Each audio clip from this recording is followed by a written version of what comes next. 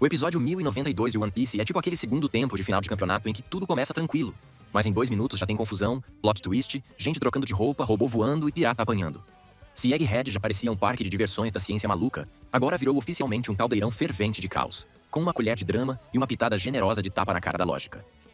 O episódio começa com Hancock e suas irmãs agradecendo Rayleigh por salvar a Ilha das Amazonas do caos total.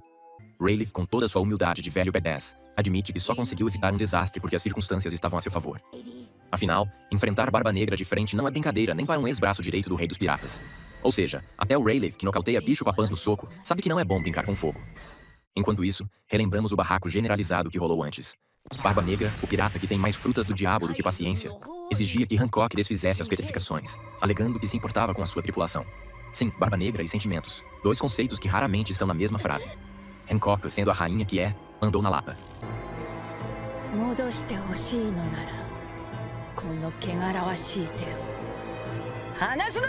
Kobe, nosso futuro herói que só se mete em enrascada, estava ali no meio do tiroteio moral tentando encontrar um jeito de resolver a situação sem acabar morto. E então, recebemos mais uma informação bombástica. Barba Negra e Kobe têm um histórico. Durante o incidente do Rockport, Kobe foi um dos responsáveis por ajudar Barba Negra a derrotar Wang Zi e assumir a Ilha dos Piratas. Ou seja, Kobe, sem querer, ajudou a fortalecer um dos maiores vilões da atualidade. Nada como um currículo cheio de arrependimentos, não é mesmo? Mas voltando ao presente, Barba Negra não é do tipo que gosta de joguinhos de negociação. Ele percebe que Hancock não vai ceder e decide resolver a questão do jeito tradicional, apagando ela da existência. E quando tudo parecia perdido, eis que surge Rayleigh.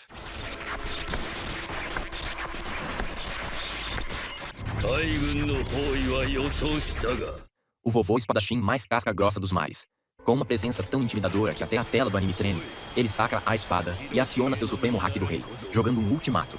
Barba Negra, que até agora nunca recuou de uma luta, decide que aquele não era um bom dia para perder dentes e simplesmente vai embora. Na Ilha das Amazonas, as cujas comentam sobre os novos pacifistas, os serafins, e como eles são praticamente indestrutíveis. Se antes os Chichibukai eram a grande força da marinha, agora eles foram substituídos por crianças geneticamente modificadas com DNA Lunarian e habilidades de lunático. Ou seja, a marinha agora tem pequenos Mihawks e Hancocks de destruição em massa. Nada ameaçador, imagina. E para piorar ainda mais a situação, Barba Negra, como um bom vilão que sempre tem um plano B, decidiu levar Kobe de brinde. Sim, nosso querido fuzileiro foi sequestrado, e agora é refém de um dos piores piratas da atualidade. O que Barba Negra pretende fazer com ele? Usar como moeda de troca? Transformá-lo em um pirata? Fazer um podcast? A resposta ainda está no ar. Mudamos de cena para o Kamabaka Kingdom, onde os revolucionários estão em polvorosa. Koala está lendo um jornal com a manchete de que Sabo, o irmão revoltado de Luffy, assassinou King Cobra. O desespero bate forte na galera, mas Dragon, que é o chefão da resistência, chega dizendo que Sabo está bem. Porém, ele deixa claro que se realmente matou Cobra, nem ele mesmo perdoará o garoto. Clima de novela das 9, hein? Kuma.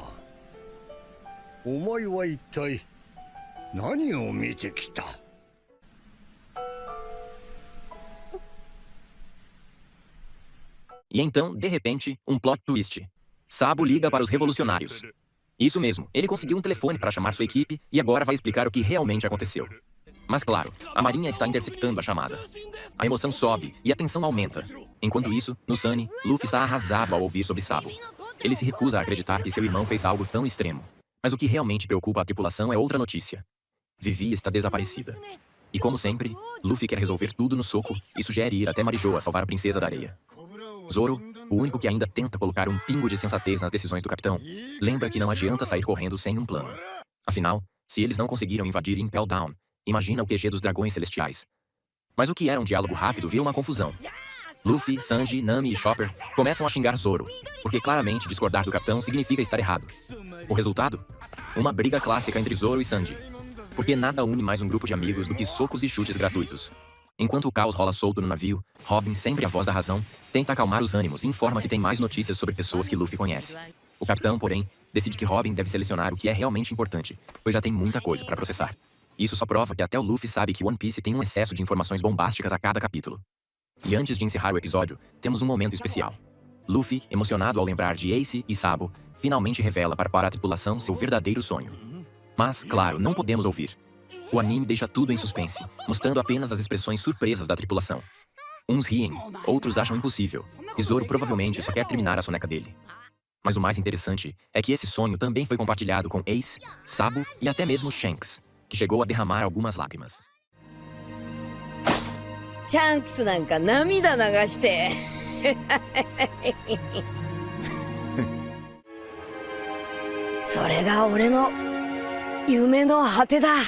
A história começa daquele jeitinho clássico. O Thousand Sunny cortando as ondas como uma fera dos mares, com os chapéus de palha navegando para o próximo destino. E como sempre, entre um vento gelado e outro, vem aquele momento reflexivo. Luffy, do jeitinho dele, tá pensando no seu sonho mais maluco. Algo tão grandioso que só pode rolar se ele virar o rei dos piratas. E olha, nem os seus próprios companheiros conseguem imaginar direito o que se passa nessa cabeça de borracha. Mas o que importa é que ele tá rindo, e quando o Luffy ri, a gente sabe que o caos tá a caminho. Robin, sempre com aquele ar de quem já leu mais livros do que o resto do mundo junto, joga a real. Falta só um Road Poneglyph pra completar o mapa do tesouro. Só que, meu querido, esse último pedaço do quebra-cabeça é tipo agulha em palheiro. Só que o palheiro tá flutuando, pegando fogo e sendo perseguido por um bando de marinheiros armados. Em outras palavras, não tem pista, não tem sinal, não tem nada. O mistério tá mais trancado que diário de adolescente. Corta a cena e a gente vai direto pro caos institucional. A marinha tá com as orelhas coladas nos fios do mundo, interceptando uma ligação pesada. Quem tá do outro lado? Ninguém menos que Sabo, o segundo comandante dos revolucionários e queridinho da revolução. Ele liga direto pra galera do exército revolucionário no reino de Kamabaka, e o clima é de tensão. O mundo inteiro tá dizendo que ele matou o Rei Cobra, mas Sabo vem com aquela voz de quem sabe coisa demais. Ele jura que não foi ele, e que viu algo no trono vazio do Castelo Pangaea que mudaria tudo. Mas aí, meu amigo, o clima esquenta num nível cósmico. Os Gorosei, aqueles 5 velhos que cheiram a segredo e autoridade demais, tão em Mary Joyce com aquela cara de quem vai apertar o botão vermelho a qualquer momento. E olha, eles apertam. Quando Sabo tá prestes a contar o que viu, um deles manda cortar a comunicação, apagar os registros e fingir que nada aconteceu. O tipo de ordem que faz você sentir um calafrio mesmo sentado no sofá da sua casa. E então, o desastre. Imo, essa entidade misteriosa que senta no trono que supostamente ninguém deveria sentar, risca o nome de Luluzia do mapa, como quem deleta um arquivo no computador. O céu sobre a ilha escurece, mas não como num temporal normal. É um brilho verde que parece saído de filme de ficção científica. E de repente, raios vermelhos começam a cair como se o inferno tivesse contratado lasers. Em segundos, a ilha vira cinzas. Uf, sumiu. Com direito a terremoto marítimo e tudo. Luluzia simplesmente deixa de existir. E quanto a Sabo? Silêncio total. A ligação corta. A esperança balança. Dias depois, voltamos pro Sunny. O clima tá frio de rachar os dentes, com uma nevasca que parece querer empurrar o navio de volta pro East Blue. E aí, no meio dessa geladeira natural, aparece uma coisa bizarra. Um Warm Eddy, que é tipo um redemoinho quente gigante no meio do mar congelado. E o pior, tem alguém dentro. Sanji já sente um cheirinho diferente no ar, e Luffy, sempre no modo decisão impulsiva nível 100, voa pra cima da coisa. Zoro, com a sutileza de um açougueiro ninja, saca na ar a espada e parte o redemoinho no meio.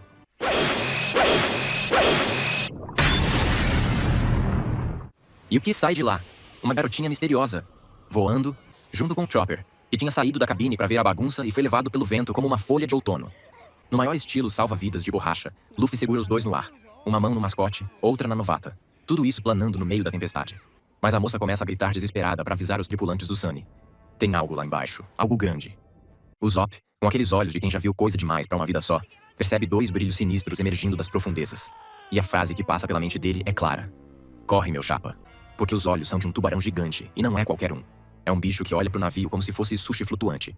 A história abre com Luffy, aquele elástico insano de sempre, puxando a perna de uma moça que parece ter caído do céu. Ou melhor, do mar. Com cara de quem acabou de ver o capeta nadando freestyle. Era nada menos que Jewelry Bonnie, outra figurona da pior geração, que acorda ofegante, molhada e traumatizada, contando que estava fugindo de um monstro submarino. Mas não qualquer monstro. Um tubarão. De metal. Gigante. Com cara de quem escuta heavy metal e mastiga navio como se fosse salgadinho. Quando ela manda a galera olhar pra baixo, o Thousand Sunny já tá prestes a ser servido como sushi mecatrônico. O bicho salta da água como se fosse um foguete programado para causar caos, e lança o navio pro ar, numa cena digna de final de parque aquático. E é aí que começa o festival do desespero com estilo. Jinbe, sempre o salva-vidas oficial da tripulação, percebe que Luffy, Chopper e Bonnie foram lançados para fora do navio e mergulha com a elegância de um mestre do Kung Fu aquático. Enquanto isso, Frank ativa o sistema mais maneiro que já vimos, o Ship Bottom Rabbit Screw, que é tipo um parafuso gigante que transforma o Sunny num jet ski nervoso. Mas o tubarão metálico não tá de brincadeira. Lança torpedos como se fossem fogos de artifício do inferno. E, no meio da explosão, o Sunny vira de ponta cabeça e todo mundo vai parar no fundão da piscina. Com os 3 usuários de Akuma no Mi à beira do afogamento, Jinbe age rápido. Junta os 3 como quem carrega 3 sacos de arroz no braço e mergulha de novo, desviando de laser, torpedo, dentada e caos hidráulico. Mas o mar tá uma correnteza desgraçada, impossível de nadar com leveza ali. E justo quando parece que o tubarão vai fazer um sashimi da tripulação inteira, surge ele, um robô gigante. E meu amigo, esse não veio pra conversar. Ele desce o braço no tubarão de metal com tanta força que parece cena de tokusatsu. E a plateia vai ao delírio. Enquanto isso, a narrativa dá aquele corte cinematográfico e nos leva até a base G-14 da Marinha. Ali tá a Tashigi, ainda cuidando dos pirralhos gigantes de Punk Hazard, que agora estão ficando mais normais, graças a um tratamento que aparentemente envolve mais amor e menos gás mortal. Mas o clima logo azeda. A vice-almirante Doll, uma daquelas chefes duronas com cara de que não tem paciência nem com o próprio despertador, chega bufando porque Helmepo tá fazendo um escândalo, desesperado pelo paradeiro do Kobe. O rapaz, junto da comandante Hibari, tá se humilhando pro príncipe Bruce, um cara de cabelo de algodão doce e cara de quem prefere viver, pedindo pra irem resgatar Kobe da ilha do Barba Negra, Hachinosu. Mas Bruce tá firme no não, lembrando que invadir o QG do Barba Negra sem reforço é tipo tentar assaltar um urso com um cotonete. A esperança deles? Nenhuma por enquanto. E o clima? Tenso como reunião de condomínio. Voltando pra galera de Luffy, Jinbe consegue arrastar todo mundo até a terra firme. O trio encharcado se recupera, se sacode, e Bonnie já volta pro modo adulta. Estilo, tô com fome e sem paciência. Ela solta aquela. Também é da pior geração. Também tem nome sujo na praça. E apesar de ver Luffy como um rival, agradece pela moral. Ela repara que a recompensa do Luffy mudou, que o cartaz tá diferente, com aquele visual de divindade brincalhona do Gear 5, e pergunta o porquê. Mas Luffy só responde com aquele espírito livre de quem não deve nada a ninguém. É assim que ele é quando está livre. Enquanto Bonnie tá ali soltando revelações, ela deixa cair a bomba. Eles estão na ilha de Egghead. Sim, a mesma Egghead que é propriedade do governo mundial, laboratório do lendário Dr. Vegapunk, e considerada 500 anos no futuro. Basicamente, o Vale do Silício com esteroides e ética duvidosa. Bonnie diz que tá ali com um propósito bem claro: acertar as contas com Vegapunk. A gente ainda não sabe por quê, mas a promessa de treta tá no ar. E do outro lado, no fundo do mar, o robô gigante agora tá salvando o Thousand Sunny com uma delicadeza surpreendente, colocando o navio de volta como se fosse um brinquedo na prateleira. A galera da tripulação tá passada, chocada com o que tá vendo. Até que da barriga do robô sai uma mulher, estilo cientista maluca, reclamando que o tubarão não era pra comer os navios, só patrulhar e atirar. Mas o bicho resolveu fazer hora extra. Ela deixa bem claro que não salvou ninguém por bondade. Ela trabalha pro governo mundial, e navios afundados são recursos perdidos que ela não consegue recuperar. Frank, boquiaberto, agradece como sempre, mas a bomba final vem quando ela se apresenta. Dr. Vegapunk. E aí sim, meu amigo, o queixo de todo mundo cai no chão. Esse episódio foi tipo a abertura de um novo capítulo de ficção científica dentro de One Piece. Com robôs gigantes, ilhas futuristas, tubarões assassinos e promessas de encontros que vão mexer com as estruturas do mundo. E se você achava que a Era dos Piratas era feita só de velas, espadas e bandeiras pretas, Egghead veio pra mostrar que o futuro chegou. E ele veio com Wi-Fi, foguetes e um caos muito bem programado. A coisa já começa daquele jeito. Uma mulher misteriosa com visual de cientista de laboratório high-tech solta do nada que é ninguém menos que Dr. Vegapunk. Sim, o Vegapunk. O homem mais inteligente do mundo. O cientista genial que até a marinha venera como se fosse um supercomputador humano. Mas espera aí. Mulher? Jovem? Cheia de atitude? Frank quase entra em colapso tentando processar isso. O cara passou 2 anos estudando os restos dos projetos de Vegapunk em Baltimore, e agora tá de frente com a supostamente por trás de tudo. E claro, fica em êxtase. O Zop, por sua vez, está hipnotizado pelo robozão gigante da moça, com aquele brilho nos olhos de criança em loja de brinquedo. Já a Sandy, bom, Sandy só vê a parte que interessa, a aparência da cientista. Ele basicamente vira uma pilha de corações ambulante. Só que Robin, com aquele olhar de quem já viu coisa demais nessa vida, bota a pulga atrás da orelha da galera. Nunca ouviu falar de Vegapunk ser mulher, muito menos tão jovem. E como quem não quer nada, a cientista confirma. Na real, ela não é o Stella, o corpo original de Vegapunk, mas sim Punk 02, Lilith, um dos satélites do verdadeiro Vegapunk. E aí, meu amigo, o jogo começa a mudar. Lilith, toda debochada, avisa que o orçamento de pesquisa anda apertado e que, se a tripulação quiser sair de lá numa boa, é só entregar os tesouros. Prático, né? Mas Nami não é dessas que se deixam roubar assim, mesmo em nome da ciência. Enquanto o clima esquenta, Lilith resolve mostrar o tamanho da encrenca. Invoca sua frota de armas marinhas. Basicamente, feras do mar transformadas em tanques de guerra high-tech. Um cardume de monstros armados até os dentes cercando o bando, e a maioria entra em pânico instantâneo. Exceto, claro, Zoro e Robin, que só cruzam os braços e olham aquilo como se fosse segunda-feira. Sanji também segura a pose, embora já esteja suando frio só de ver a Nami preocupada. Lilith, mesmo com toda a sua pose, recebe uma ligação que muda o rumo da história. Quem aparece na linha? Ninguém menos que Shaka, outro satélite, conhecido como Punk 01. Ele, com aquele tom de professor que dá bronca calma, mas destrói o psicológico, chama Lilith de mercenária sem orgulho científico. Ela tenta retrucar, mas ele dá a letra. Ela tá mexendo com os chapéus de palha. Os caras que agora são tripulação de um Yonkou. Zoro e Robin estão calmos, porque se o pau comer, eles viram sushi de robô num piscar de olhos.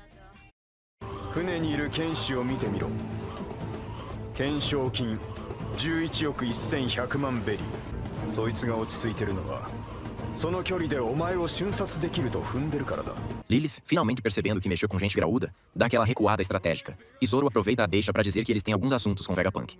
Shaka, já curioso com o grupo, decide recebê-los. E assim, o bando vai sendo conduzido para conhecer o centro nervoso do cérebro mais requisitado do planeta. Do outro lado da ilha, Luffy, Chopper, Jinbe e Bonnie seguem explorando. E é aqui que o episódio abraça de vez a ficção científica com sabor de pirataria. Bonnie revela que já esteve em Egghead quando criança, e agora carrega uma missão. Ela quer respostas. Dr. Vegapunk transformou seu pai, Bartholomew Kuma, num ciborgue sem alma, e ela quer saber o porquê. Se não gostar da resposta, bom, vai resolver no estilo Bonnie, com os punhos. O quarteto chega na superfície e... uau! Um parque de diversões futurista. Robô gigante, alienígena do tamanho de um prédio, e uma vibe meio cyberpunk encontra Willy Wonka. Luffy, claro, não resiste. Se atira em cima do monstro, achando que vai ser a luta da vida. Só pra atravessar a criatura como se fosse neblina. É holograma. Tudo feito de luz. Inclusive o gigantesco parfait que parecia pronto pra ser devorado. Luffy e Chopper tentam comer e... nada. Só luz. Bonnie saca a real. São projeções, imagens de luz. Luffy fica tão indignado com a mentira alimentar que quase inicia uma revolução contra os hologramas. Mas aí, Chopper encontra uma máquina com botões de comida. Bonnie acha que é só mais uma ilusão, mas Jinbe percebe algo estranho. O mar ao redor é gelado, mas a ilha é quente. E é nesse momento que surge uma garota gigante. Tipo, uma garota mesmo, mas com 3 metros de altura e o dobro de personalidade. Ela solta que inventou um ar-condicionado insular, que regula a temperatura do lugar. Luffy, traumatizado pelos hologramas, tenta socá-la, achando que é outra ilusão. Só que ela não só devolve o soco, como manda Luffy voando direto pra dentro da tal máquina de comida. E plim, a máquina funciona! Sai comida de verdade! Festa garantida! A garota, agora claramente irritada com o caos, explica. Aquele é uma máquina de cozinha automática, capaz de fazer mais de 500 pratos diferentes em segundos, desde que tenha ingredientes. E apesar do brilho nos olhos dos gulosos, ela desabafa. Não dá pra produzir essa maravilha em escala. Falta mão de obra, recursos, grana. E sanidade, talvez. Em meio à frustração, ela dá um soco no monstro holográfico. E bum, o monstro se despedaça. Como? Simples. Ela usa luvas de pressão de luz, que permitem tocar em hologramas como se fossem sólidos. Tecnologia digna de um deus. Quando Jinbe pergunta quem ela é, a resposta vem certeira. Doutora, Vegapunk, ou melhor, Punk 05, Atlas. E de novo, a galera entra em curto. Bonnie já fecha a cara, achando que estão tirando com a cara dela. Começamos com uma viagem que promete dar dor de cabeça. Os agentes da CP0, Lucci, Kaku e Stussy, estão indo rumo a Egghead. E eles não estão sozinhos. Junto com o trio vem uma daquelas criações que fazem até o Frank suar frio. Um serafim com a aparência do ex-Shichibukai e atual mártir da revolução, Bartholomew Kuma. O clima ali no navio é quase corporativo. Um tentando entender as decisões do chefe Vegapunk, outro tentando não fazer perguntas demais, e a última fingindo que não ouviu nada. Kaku joga a fofoca do dia. O Vegapunk original, além de ser o cérebro mais lotado de ideias do mundo, achou que um corpo só era pouco, e decidiu criar 6 clones com personalidades diferentes para dividir o trampo. Isso mesmo, Vegapunk terceirizou a si mesmo. Lucci, tentando não fritar os próprios neurônios, apenas aceita ser insanidade e foca no objetivo da missão. Devolver o Serafim e apagar todos os corpos de Vegapunk. Mas, claro, sem quebrar o laboratório. Governo mundial sendo governo mundial. Destrói tudo, mas não toca no inventário caro. Enquanto isso, de volta a Egghead, Luffy, Chopper, Bonnie e Jinbe estão naquela fase pós-feijoada, jogados no chão depois de comer como se o Sunny tivesse virado rodízio de churrasco. Até a Atlas, a robô com energia de coach fitness, aparece surpresa com o tamanho das panças infladas. Só Jinbe tá de boa porque, bom, ele já era gigante mesmo. E como não pode faltar loucura tecnológica, um cachorro robô chamado Recycle One surge devorando o lixo com a alegria de um aspirador rumba com personalidade.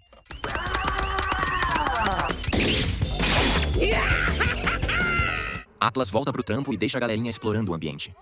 De repente, surgem outras figuras andando pelo laboratório, e Bonnie, desconfiada como sempre, já pensa que são assistentes. Jinbe, com seu radar de mar tranquilo, acha estranho aquele lugar ter ficado vazio até agora, mas não tem tempo de investigar porque Luffy virou modelo de ficção científica. Sim, o nosso protagonista agora tá usando uma roupa futurista novinha, estilo Atlas Collection Fall Winter, e tá se achando o máximo. Ele mostra de onde saiu a peça, uma máquina mágica que gera roupas ao toque de um botão. Bonnie aproveita e escolhe um uniforme de batalha com cara de vim pra quebrar tudo. Chopper se veste igualzinho, e Jinbe, no maior estilo tiozão da praia, escolhe um look florido de férias no Havaí. Mas aí, meu amigo, o clima vira no instante seguinte. Bonnie, pronta pra seguir viagem sozinha, dá de cara com uma figura familiar. Um Kuma em tamanho GG, vestido de policial do apocalipse, marchando com cara de quem vai aplicar multa. De soco. O clima descontraído vira tensão instantânea quando o pacifista parte pra cima do grupo, acusando-os de roubar as roupas. Olha o cúmulo, até os uniformes do Vegapunk vêm com segurança antifurto embutido. Luffy, que já tá acostumado a resolver qualquer mal-entendido na base da porrada, já se posiciona pra atacar. Só que Bonnie trava ele no meio do caminho com um grito desesperado. Aquele robô é o pai dela. E é aí que a coisa pega no fundo do emocional. Enquanto o Luffy e os outros ficam paralisados com a revelação, Bonnie tá ali, no meio do tiroteio emocional, implorando para que não machuquem o Kuma. Porque mesmo sendo uma máquina, mesmo estando fora de controle, mesmo tendo virado um peão do governo, ainda é o único pedaço de família que ela tem. Mas o pacifista, programado para ser uma máquina de destruição com cara de pai, não para. Ele se prepara para atirar em Bonnie, que continua firme ali, como se estivesse tentando salvar o homem atrás da engrenagem. Luffy, claro, não vai deixar isso rolar. E sem perder tempo, ele se lança em direção ao robô. Porque uma coisa é certa. Aquele ali não é o verdadeiro Kuma. É só uma casca, uma réplica, um monstro vestido de saudade. O ataque explode, abre um buraco na ilha e joga os sentimentos para todos os lados. E só para provar que o mundo não descansa, cortamos para um mar distante do Novo Mundo, onde o bicho também tá pegando. Os piratas do Barba Negra, com aquele jeitão sorrateiro de quem nunca chega pra somar, montam uma emboscada contra os piratas do coração. Sim, os subordinados do LoL tão ali no meio do oceano, tentando entender como é que essa série virou uma competição de quem invade quem mais rápido. Com a treta começando em Egghead e o cerco fechando no mar, o episódio termina naquele clímax maroto. Kuma robô surtado, Bonnie desmoronando, Luffy no modo protetor, a CP0 a caminho com cara de poucos amigos, e Barba Negra surgindo como corvo em festa de pombo. É o começo do caos, e o fim da calmaria. E assim, encerramos mais um episódio insano dessa saga épica. Se curtiu essa zoeira, não esquece de deixar o like, se inscrever no canal e compartilhar esse vídeo com a tripulação. Afinal, a zoeira em One Piece nunca tem fim. Até a próxima e bons ventos nos mares da zoeira.